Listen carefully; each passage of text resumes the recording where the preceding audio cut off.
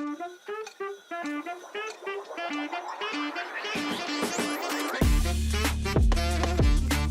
ይስጥልኝ ክቡራንና ክቡራት ተከታታዮቻችን፣ ይህ ኢትዮሆምስ ነው። ኢትዮሆምስ በየሳምንቱ በዚህ ሰዓት የተለያዩ የግንባታና የቤት ስራ ሐሳቦችን የምንለዋወጥበት የቴሌቪዥን ፕሮግራማችን ነው። እንደምን ከርማችኋል? እኔ ኢንጂነር ሚኪያስ ነኝ። ዛሬ ለየት ባለ ሁኔታ የተለየ ሐሳብ ይዘን መጥተናል። ቤታችንን እንዴት ውድና ተፈላጊ ማድረግ እንችላለን በሚል የኢንተሪየር ዲዛይን ሐሳብ ይዘን ቀርበናል ማለት ነው። እዚህ ሐሳብ ላይ የተለያዩ 5 ዋና ዋና ነጥቦችን እያየን ቤታችንን እንዴት ተፈላጊ ውድና ውብ ማድረግ የምንችልበትን ሁኔታ እንነጋገራለን ማለት ነው። የኢንተሪየር ዲዛይን ሐሳቦች እንግዲህ በጣም ጥልቅና ብዙ ናቸው። ኮንስትራክሽን ግንባታ ላይ የቤት ውበት ላይ ብዙ ነገሮችን በየጊዜው እየቀየረ የመጣ የዲዛይን አይነት ነው ማለት ነው ኢንተሪየር ዲዛይን። ስለዚህ እዚህ ሐሳብ ላይ የምናነሳቸው ነጥቦች ዘመናዊውን የዲዛይንና የቤት ግንባታ ስራን በሀገራችን ላይ እንዴት ማላመድ እንችላለን የሚለውን ሐሳብ ለማስረጽ ያመጣነው ወይም ያነሳነው ሐሳብ ነው ማለት ነው የሚሆነው። ምክንያቱም በተለምዶ የተለያዩ የኢንተሪየር ዲዛይን ስራዎችን በተለያየ ቦታ በመኖሪያ ቤት፣ በንግድ ቦታ ወይም በቢሮ ውስጥ እንጠቀማለን። ነገር ግን ከምን ሐሳብ ተነስተን ነው ወይስ ወዴት ነው መቀየር ያለብን፣ ጊዜው ምንድነው የሚፈልገው የሚሉትን ሐሳቦች እንዴት በጥልቀት መመልከት እንችላለን፣ እንዴት በባለሙያ አይን ይታያል የሚሉት ነገሮች ለተመልካቾቻችን ይዘን ቀርበናል ማለት ነው። ስለዚህ እነዚህ 5 ነጥቦች ቤታችንን ዘመናዊ፣ እንደ ጊዜው ተፈላጊ እንዲሁም ደግሞ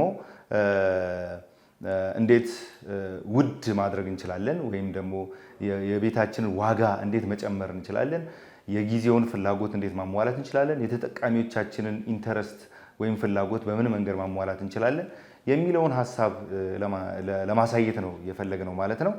የመጀመሪያው ነጥብ ቪዥዋል ኢንተረስትን ወይም ደግሞ የእይታ ፍላጎትን በምን መንገድ ሰፊና ውብ ማድረግ ይቻላል የሚለው ሐሳብ የመጀመሪያ ሐሳብ ነው ማለት ነው። የመጀመሪያው ቲፓችን የሚሆነው ይሄ ቪዥዋል ኢንተረስት ወይም ደግሞ የእይታ ፍላጎት የሚለው ነገር ነው ማለት ነው። ቤታችን ከመግቢያው ጀምሮ ከፊት ለፊት ከዋና በር ስንገባ ጀምሮ ሰፊ ኮሊደር፣ ሰፋፊ ግድግዳዎች አሊያም ደግሞ ንጹህ የሆነ ኮርነር መመልከት እና ውብ የሆነ እይታን ማግኘት የብዙዎቻችን ፍላጎት ነው ማለት ነው። ይህ የቤታችን ፍላጎት እይታን የሚጀምረው ከበሩ ከመግቢያው ስለሆነ የውስጡን ለመገመት የሚያስችለን የመግቢያው ውበት ነው ማለት ነው። ይህ የመግቢያው ውበት በተለመደው መንገድ ፈካ ያሉ ከለሮችን መጠቀም አሊያም ደግሞ ግድግዳዎቻችንን ከተለያዩ ነገሮች ነፃ ማድረግ፣ ለምሳሌ የኤሌክትሪክ መስመሮች አሊያም ብሬከር የመሳሰሉ ነገሮችን በማስወገድ ክሊን የሆነ ሰርፌስ በመፍጠር ሰፊ የመተላለፊያ ወይም የመግቢያ መንገድን ማሳየት የተለመደ ጥሩ ቢሆንም የተለመደ አካሄድ ነው ማለት ነው። ነገር ግን አሁን ላይ ጊዜውን የዋጀ ወይም ደግሞ ውበቱ ሰፊ የሆነ ዘመናዊ የሆነ እይታ ለመፍጠር ከእንደነዚህ አይነት የፈካ ያለ ከለር ብቻ ከመጠቀም የመግቢያ ወይም የሰፊ የኮሪደር መንገድን ለመፍጠር ከመግቢያ በራችን ጀምሮ ያለውን ሁኔታ ማለት ነው አሁን ላይ እየተለመደ ያለው ዘመናዊ በተለያየ ሀገራት ስፔሻሊ በአደጉት ወይ በበለጸጉት ሀገራት ላይ ያለው የኢንተሪየር ዲዛይን ሁኔታ በጣም በከፍተኛ ሁኔታ እየሰፋ ወይም እያደገ ነው ሄደው የእንጨት ቬነር እይታዎችን በእነዚህ የመግቢያ ግድግዳዎች ላይ መፍጠር ከፍተኛ የሆነ ውበትን አሊያም ደግሞ ሰፊ እይታን የማይሰለች አይነት እይታን የመፍጠር ችሎታ አለው ማለት ነው። የመፍጠር አይነት ችሎታ አለው። ይህ የሚሆንበት ምክንያት ምንድነው? የእንጨት ቬነር የምንለው ሰፋፊ ግድግዳዎች ላይ አሊያም ደግሞ የመተላለፊያ ግድግዳዎች ላይ መተላለፊያ ኮሊደሮች ላይ በምናደርግበት ጊዜ ቅርጻቸውን መቀያየር እንችላለን። ፍላት ሰርፌስ ብቻ አይደለም የሚፈጠረው፣ የተለያዩ ቴክስቸሮችን ማሳየት የምንችልበት አይናችንን ሊይዙ የሚችሉ የአካባቢውን ውበት በጣም ሊያንጸባርቁ የሚችሉ እንዲሁም ደግሞ ውስጥ ከምንጠቀማቸው የፈርኒቸር ግብአቶች ጋር ወይም ደግሞ ከቤታችን የምንጠቀምባቸው መገልገያ መሳሪያዎች ጋር ያለውን ቅንጅት የበለጠ ሊያሳምሩ የሚችሉ በጣም ተፈጥሯዊ እይታን ሊያመጡ የሚችሉ ከተለያዩ የቀለም ግብአቶች ባለፈ ተፈጥሯዊ እይታን በቤታችን ውስጥ ማግኘት የምንችልበት መንገድ ስለሆነ እነዚህ ውድ ቬነር የምንላቸው ነገሮች የተሻለ ውበትና እይታን በቤታችን መግቢያ ላይ በማሳየት በምስሉ ላይ እንደምንመለከተው ከፍተኛ የሆነ ውበትን ለቤታችን ማላበስ ይችላሉ ማለት ነው። ከፍተኛ የሆነ ውበትን ለቤታችን ሲያላብሱ ማየት እንችላለን ማለት ነው። የተጠቃሚዎቹንም ኢንተረስት በከፍተኛ ሁኔታ ቤት ውስጥ የመጠቀም የመቆየት ሁኔታቸውን በሰፊው ሲያሳይ እናያለን ማለት ነው።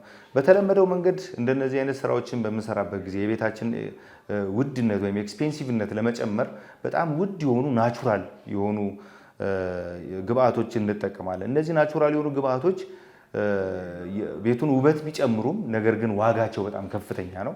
ዋጋቸው በጣም ከፍተኛ ስለሆነ ለተጠቃሚው ወይም ለሰሪው የበጀት መጨመር ሁኔታ ያሳያል ማለት ነው። ያንን ለመቀነስ ያን ውበት እንዳለ ሆኖ ነገር ግን የወጪውን ሁኔታ ደግሞ ለመቀነስ እነዚህ ፕሮዳክሽን ስራ ላይ ያንን እንዲመስሉ ለምሳሌ ግራናይት ኪችን ውስጥ በስፋት እንጠቀማለን።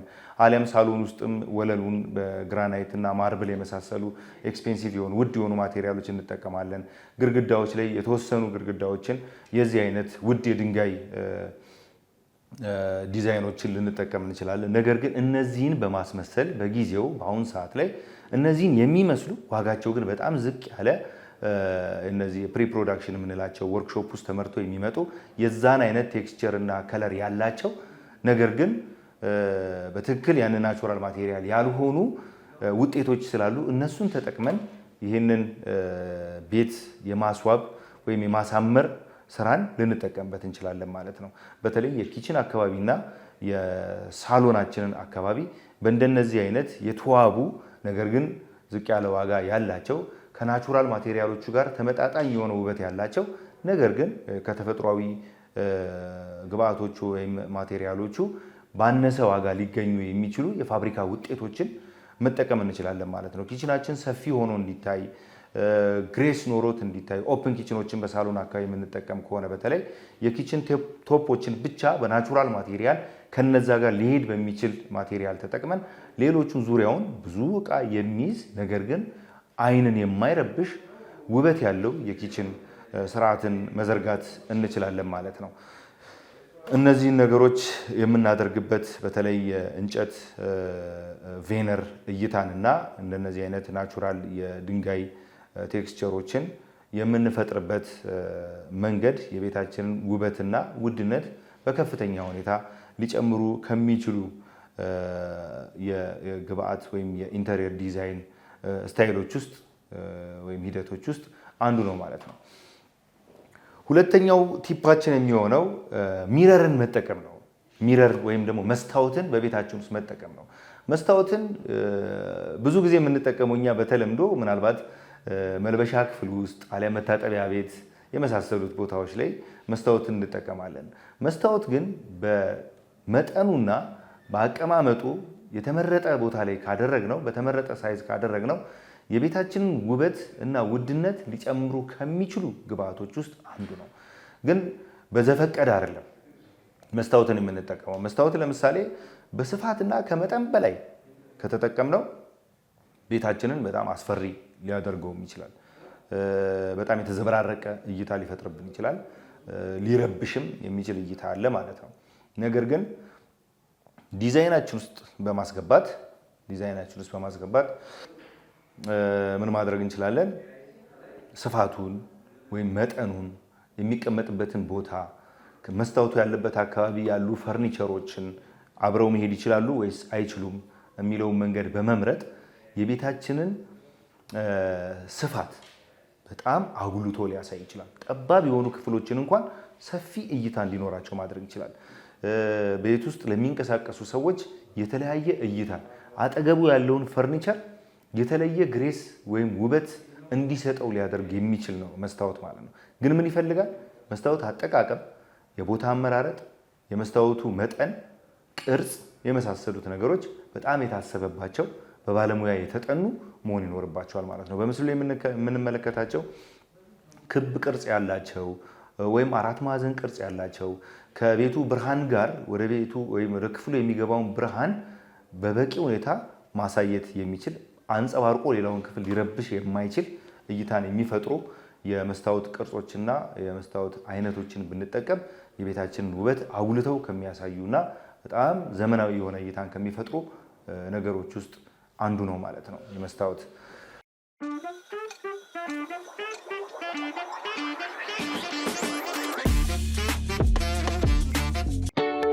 አቤት የመንገዱ ወዘና! የቦሌ መገናኛ ጎዳና አሽከርካሪ በምቾት ይናኛል፣ ተሳፋሪ ግራና ቀኙን ይቃኛል።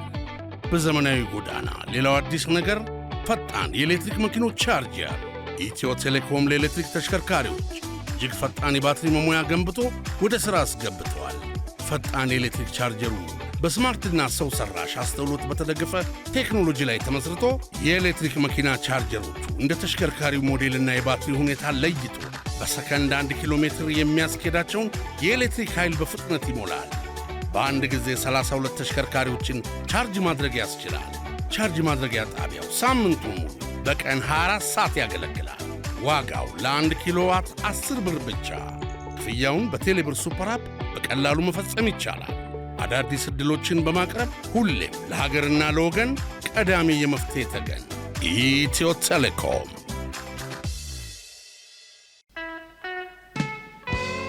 ከግርግር ከትርምስ ከውከት ቱማታ የራቀ ፍጹም ማራኪ ቦታ ያለ ከፍታው ላይ ጋራ ላይ ሰላም ከሰፈነበት ንጹህ አየር ከሚነፍስበት ጋራ ላይ ሆቴል ሲመጡ ማራኪ መስተንግዶ ሁሉ ሙሉ በሆነባቸው ቢፈልጉ በተናጠል በጥንድ አሊያም በቤተሰብ አረፍ የሚሉባቸው ምቹና ሰላማዊ የመኝታ ክፍሎቹ የላውንደሪና የአዳራሽ አገልግሎቱ ጣት የሚያስቆረጥም ምግብና መጠጡ እረ ምኑ ቅጡ ለእርሶ ለደንበኛው ለንጉሱ ንግሥቲቱ ጠብር ግፍ ባይ ጋራ ላይ ቴራሱ ላይ ሆነው የእንጦጦን ነፋሻና ንጹህ አየር እየማጉ በአረንጓዴው ደን እየተማረኩ ድፍን አዲስ አበባን እየቃኙ በዚሁ በቴራሱ ላይ የላውንጅ የሳውናና ስቲም አገልግሎት ዘና ይበሉ። ጋራ ላይ ሆቴል አዲሱ ገበያ ጎጃም በር መውጫ አጅፕ ኦይል ፊት ለፊት ያገኙናል። ቢያሻው በ0989 050607 ወይም በ0930 098783 ይደውለው። ጋራ ላይ ይበሉ። ከገቡበት ወዲያ እረ ባልወጣሁ የሚያስብል ጋራ ላይ ሆቴል።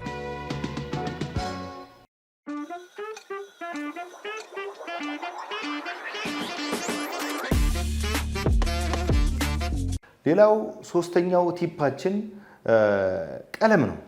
የቀለም አመራረጥ ነው። የቤታችን ቀለም አመራረጥ ነው። የቀለም አመራረጥን በሌላ ፕሮግራም ላይ በሰፊው ለብቻው ቀለም ምን ማለት ነው የሚለውን በሰፊው እናወራበታለን። እዚህ ጋር ግን ከቤት ውበትና ከቤት ውድነት አንጻር የቤታችን ውበት ሊያውሉ ከሚችሉ ነገሮች ውስጥ ዋናው የፊኒሺንግ ስራ ቀለም ስለሆነ ቀለምን በምን መንገድ መጠቀም እንችላለን የሚለውን ሁኔታ መመልከት እንችላለን ማለት ነው። ቀለም ስንል ብዙ አይነት ቀለሞች በቤት ውስጥ እንጠቀማለን። የተለመዱ እኛ ሀገር በተለይ ተደጋጋሚ የሆኑ በመኖሪያ ቤትም በቢሮም ወይም በንግድ ቦታም በመዝናኛ ቦታዎችም ላይ የምንመለከታቸው የቀለም አይነቶች አሉ። ነገር ግን ቀለም ስንመርጥ መመልከት የሚገባን የቤታችንን አቀማመጥ፣ የቤታችን የብርሃን መጠን፣ የክፍሉን የብርሃን መጠን እንዲሁም ደግሞ የቤቱን ግልጋሎት በምን አይነት ግልጋሎት ላይ የሚውል ክፍል ነው። ለምሳሌ የመኝታ ቤት ነው ወይስ ሳሎን ነው ወይም ኪችን ነው? ምን ያህል የብርሃን መጠን አለ በክፍል ውስጥ? የሰዎቹ ፍላጎት ውስጥ የተጠቃሚዎቹ ፍላጎት ምንድን ነው? ምን አይነት ሙድ ወይም ደግሞ ስሜት መፍጠር እንፈልጋለን የሚሉትን ነገሮች መመልከት ይኖርብናል ማለት ነው። ብዙውን ጊዜ የምንመርጣቸው ቀለሞች ቅድም በተለይ ሰፋፊ ግድግዳዎች ላይ እና ኮሊደሮች ላይ የቬነር ውድን ቬነር ወይም የእንጨት ቬነሮችን እና ቴክስቸሮችን እንፈጥራለን ብለናል። እነዚህን ካልን የምንመርጠው ቀለም ከነዚህ የውድ ቬነር ከለሮች ጋር ወይም የእንጨት ቬነር ከለሮች ወይም ቀለሞች ጋር ያለውን ቁርኝት በደንብ መመልከት ይኖርብናል ማለት ነው። የክፍሉን ሁኔታም በደንብ እናጠናለን ብለናል።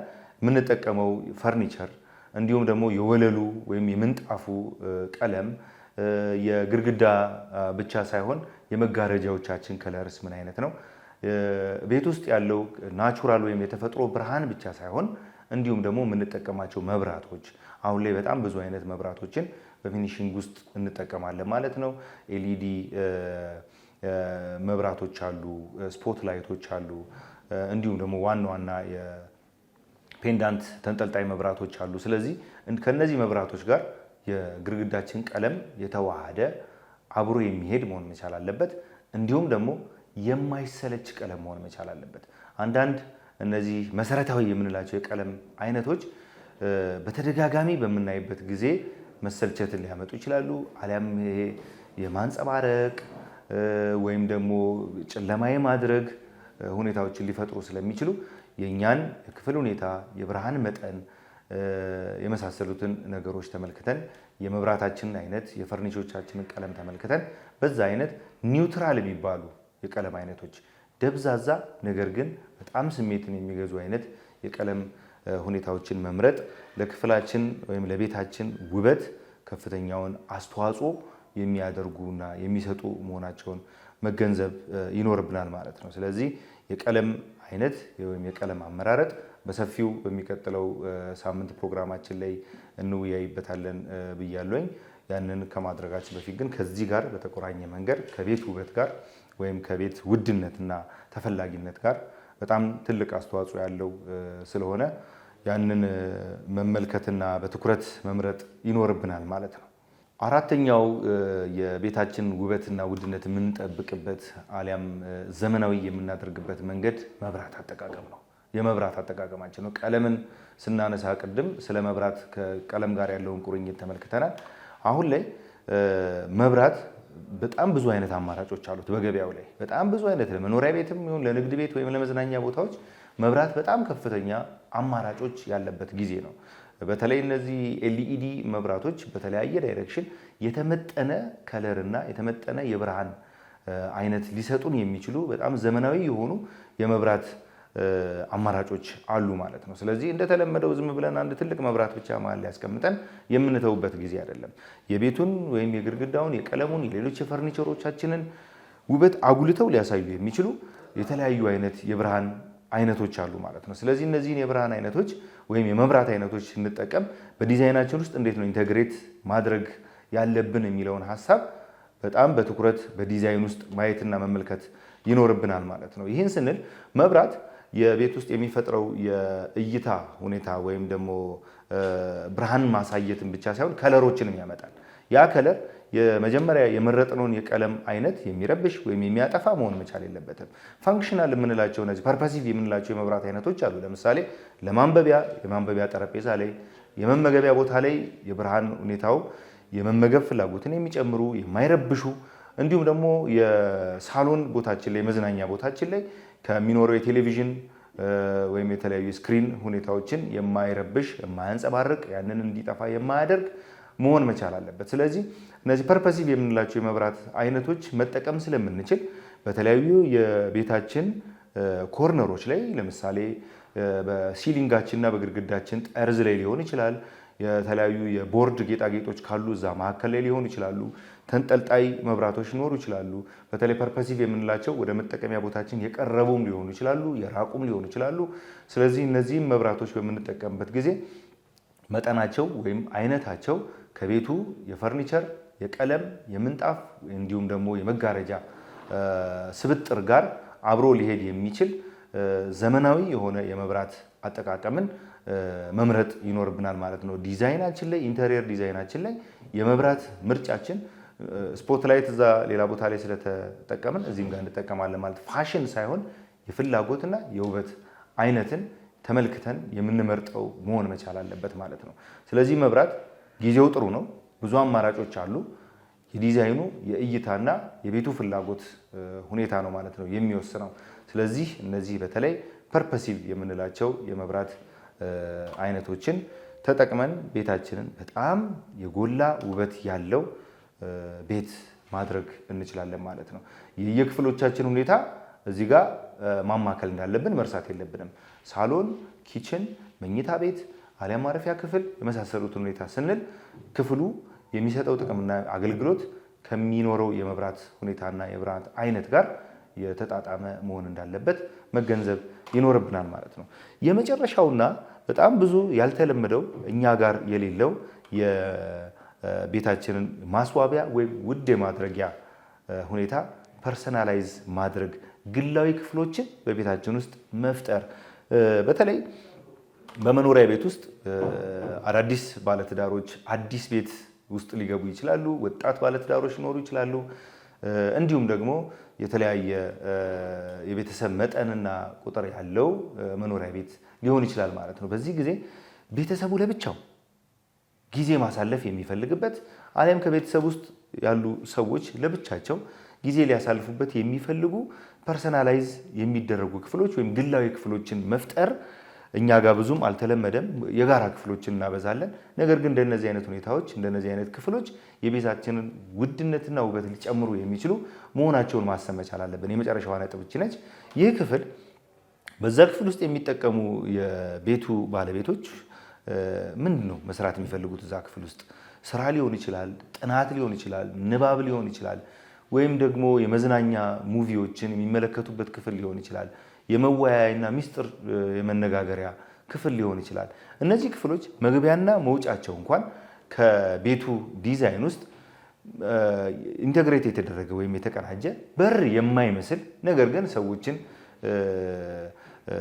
ግላዊነት ጊዜ የሚጠብቅ ተደርገው ሊሰሩ ይችላሉ። ብዙ ጊዜ በውጭ ዓለም የተለመዱ ናቸው። እኛ ጋር ግን የግል ክፍሎች ብዙም አልተለመዱም።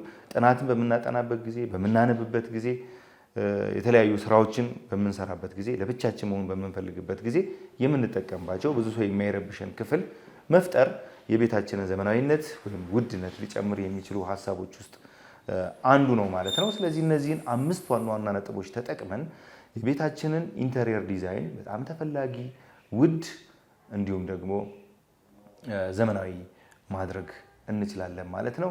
እነዚህ ነጥቦች ሁላችሁም እንደወደዳችኋቸው ተስፋ አደርጋለሁ።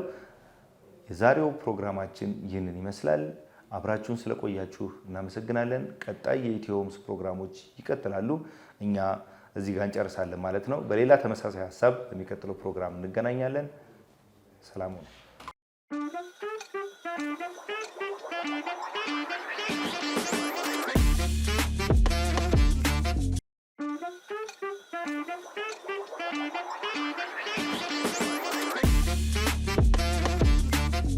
ሰላም ጤና ይስጥልን። የኢትዮ ሆምስ ተከታታይ ቤተሰቦቻችን እንደምን ሰንብታችኋል?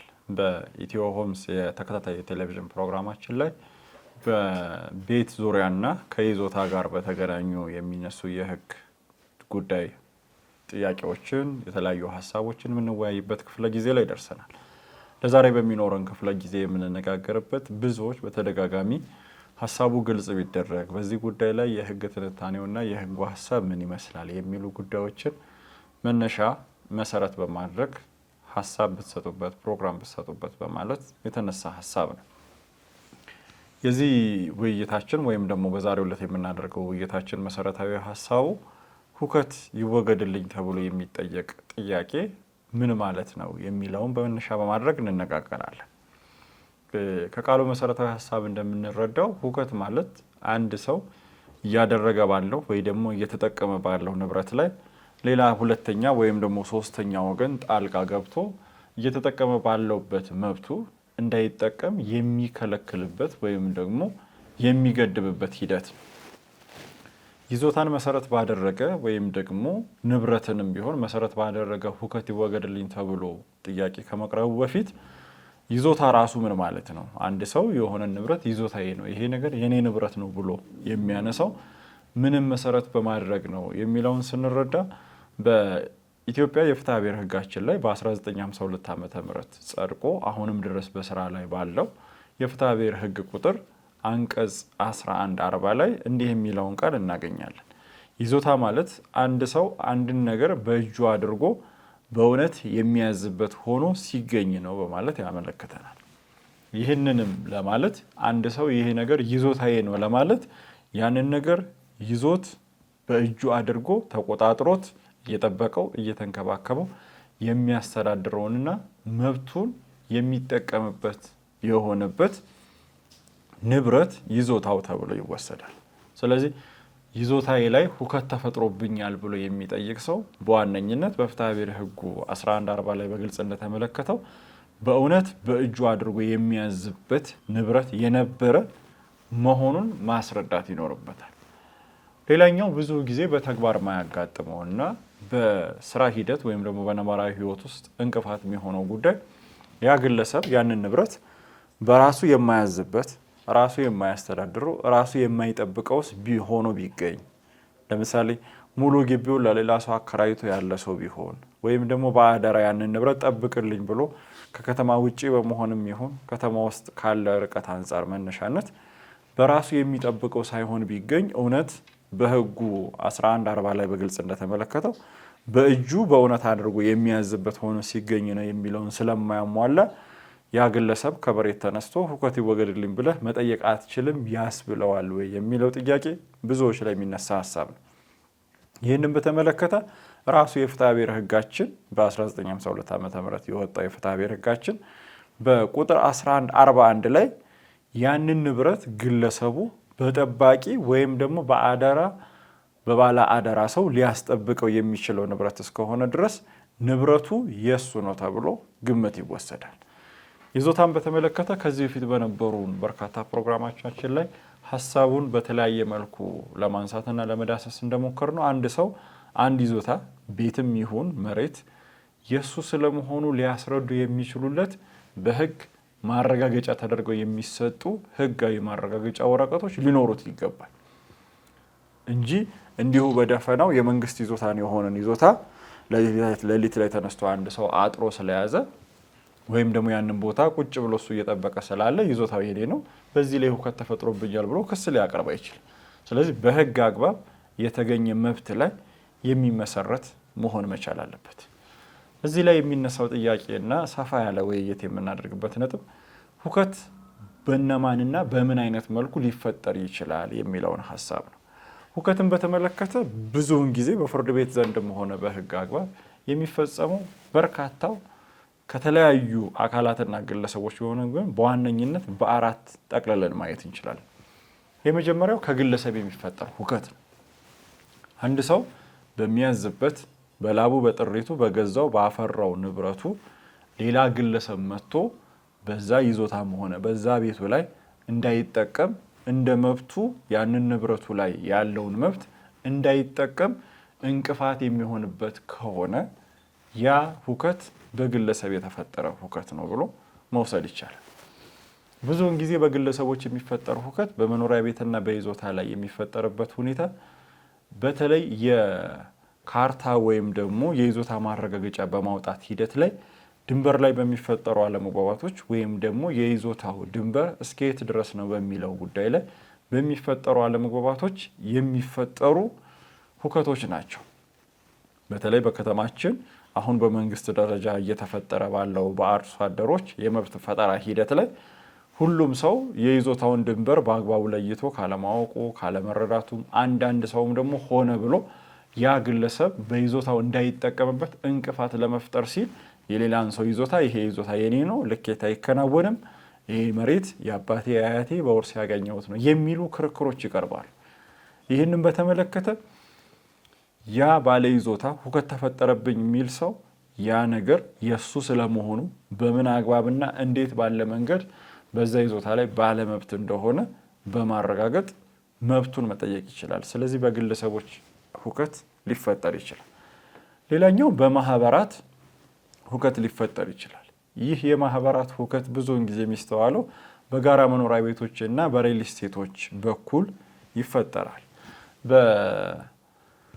በኢፌድሪ መንግስት በወጣው የጋራ ህንፃ አስተዳደር አዋጅ ላይ በግልጽ እንደተመለከተው የጋራ መኖሪያ ቤቶች የሚተዳደሩት ወይም ደግሞ የሚገዙት በራሳቸው በስምምነት በሚያቋቁሟቸው የማህበራት አቋቋሟቸው ባሏቸው ስራ አስኪያጅም ሊሆን ይችላል ኮሚቴዎች አማካኝነት በራሳቸው በሚያወጧቸው ውስጠ ደንቦች ህግን መሰረት ባደረጉ ውስጠ ደንቦች እነሱን መነሻ አድርጎ እንደሚተዳደሩ ህጉ በግልጽ ያስቀምጣል።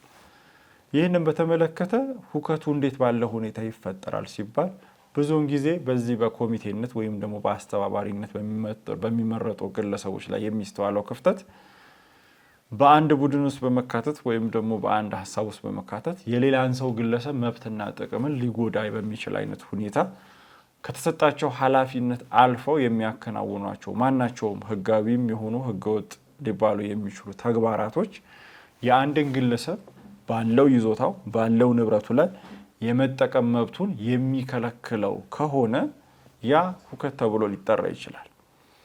በቅርብ ጊዜ በፍርድ ቤት ከገጠመው የሁከት ይወገድ ክርክር ጉዳይ ላይ በአንድ ሪል ስቴት ላይ በጋራ በመረጧቸው ኮሚቴዎች አማካኝነት የመንገድ ስራ ኮሚቴው በሚያከናውንበት ወቅት ግለሰቧ ወይ ደግሞ ሁከት ተፈጠረብልኝ ብለው ወደ ፍርድ ቤት ክስ የመጡት ግለሰብ በቤታቸው ላይ መጠቀም በማይችሉበት ሁኔታ ወይም ደግሞ እየተሰራ ያለው መንገድ ለአካባቢው ልማት ቢሆንም እሳቸው በቤታቸው ላይ መጠቀም በማይችሉበት ሁኔታ መውጫና መግቢያቸውን ሊዘጋ በሚችል አይነት ሁኔታ እየተሰራ ያለውን ግንባታ ይህ እየተከናወነ ያለው ግንባታ በቤቴ በንብረቴ እንዳልጠቀም እንቅፋት እየፈጠረብኝ ስለሆነ ሁሉም ኮሚቴዎች ደግሞ በህዝቡ እስከተመረጡ ድረስ ኃላፊነት ያለባቸው በመሆኑ ይህንን ሁከት ሊያስወግዱ ይገባል በማለት ክስ ይቀርባል።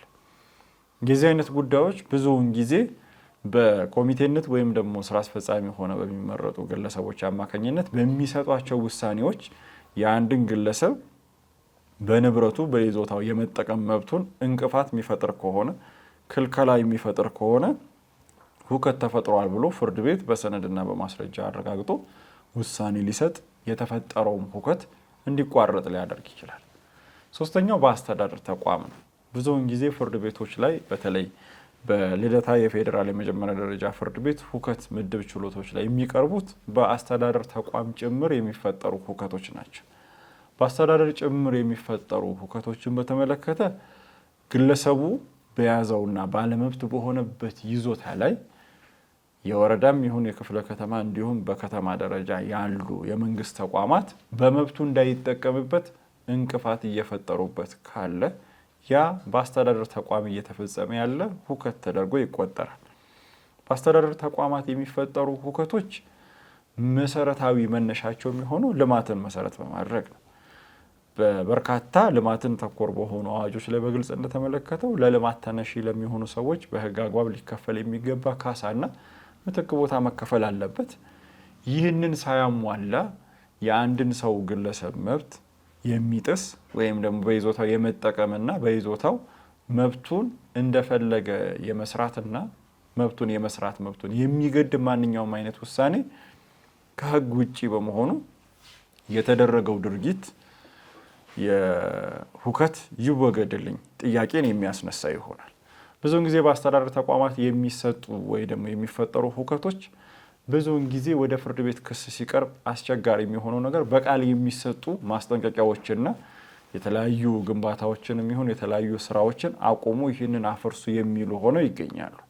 እነዚህ ነገሮች በተመለከተ ብዙ ጊዜ ወደ ክስ ሲቀርብ የሚፈጠረው ትልቁ ክፍተት በጽሁፍ የተሰጠ ማስጠንቀቂያ ስለሌለ፣ በጽሁፍ የተሰጠ መብት ማቋረጥ ስለሌለ ብዙውን ጊዜ ክህደት ሲፈጸም ወይም ደግሞ የዚህን አይነት ሁከት አልፈጸምንም የሚል ክርክር ሲቀርብ ለማስረዳት ነገሩን አስቸጋሪ ያደርገዋል።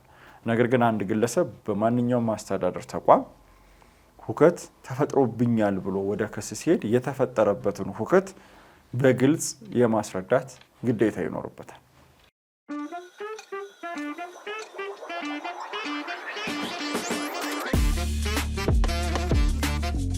ከሁከት ይወገድልኝ ክስ ጋር ተያይዞ ፍርድ ቤቶች የሚመረምሩት መሰረታዊ ነጥብ በእውነት ይህ ከሳሽ የሆነው ግለሰብ ተከሳሽ ብሎ በጠቀሰው ግለሰብም ይሁን የመንግስት ተቋም ወይም ደግሞ ማህበርም ሊሆን ይችላል የተፈጠረበት ሁከት አለ ወይስ የለም የሚለውን ፍርድ ቤት ይመረምራል። ሁከትን ቅድም በመግቢያችን ላይ እንዳነሳ ነው እየተጠቀማችሁበት ባለበት ንብረት ላይ እንዳትጠቀሙ እየተፈጠረ ያለ እንቅፋት መኖሩን ማስረዳት የግድ ያስፈልጋል።